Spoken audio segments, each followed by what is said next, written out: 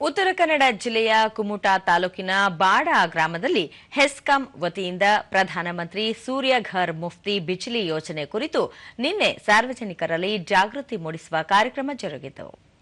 ಕರಪತ್ರಗಳನ್ನು ಹಂಚುವ ಮೂಲಕ ಈ ಯೋಜನೆಯಿಂದಾಗುವ ಸೌಲಭ್ಯಗಳ ಕುರಿತು ಅಧಿಕಾರಿಗಳು ಮಾಹಿತಿ ನೀಡಿದರು.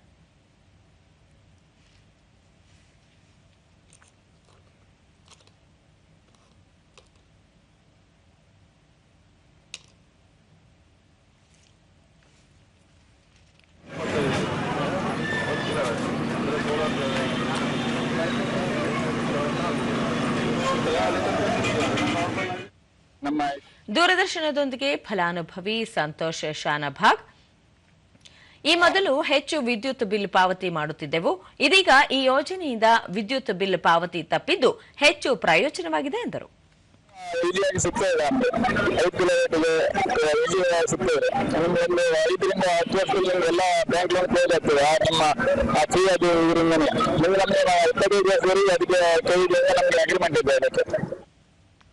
ಸ್ಥಳೀಯರಾದ ರಾಜೇಂದ್ರ ನಾಯಕ್, ಪಿಎಂ ಸೂರ್ಯಘರ್ ಯೋಜನೆಯಿಂದ ವಿದ್ಯುತ್ ಉಳಿಸಲು ಹೆಚ್ಚು ಸಹಕಾರಿಯಾಗಲಿದೆ ಎಂದರು.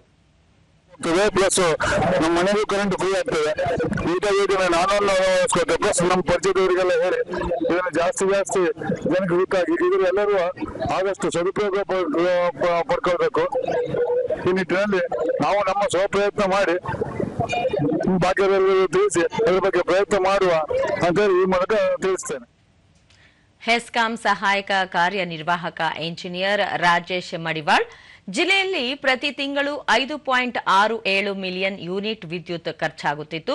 ಇದೀಗ ಮನೆಗಳ ಮೇಲೆ ಸೋಲಾರ್ ಪ್ಯಾನೆಲ್ ಅಳವಡಿಸಿ ವಿದ್ಯುತ್ ಉತ್ಪಾದಿಸುವುದರಿಂದ ವಿದ್ಯುತ್ ಉಳಿಸಲು ಅನುಕೂಲವಾಗಲಿದೆ ಎಂದು ಹೇಳಿದರು. ಸರಬರಾಜು ಮಾಡೋದ್ರಲ್ಲಿ ಅವರಿಗೂ ಸಹ ಅವರಿಗೆ ಒಂದು ಆ ಉತ್ಪಾದನೆ ಅಮೌಂಟ್ ಅನ್ನ ಸಹ ಅವರ ಅಕೌಂಟ್ ಬರುವಂತದ್ದಾಗ್ತದೆ.